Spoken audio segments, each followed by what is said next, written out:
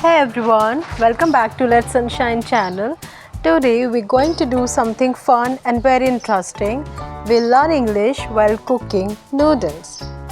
So without wasting any time, let's get started. So first let me tell you guys that this is the Korean ramen.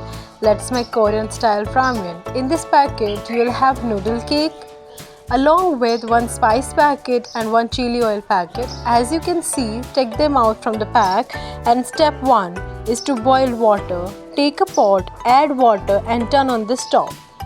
Now step 2, when the water starts to boil, add the noodles.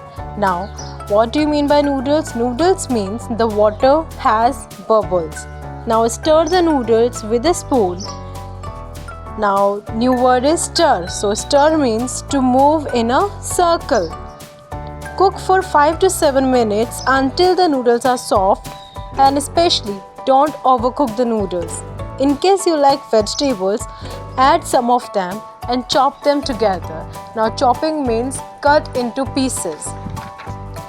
Now drain the noodles, that means remove the water.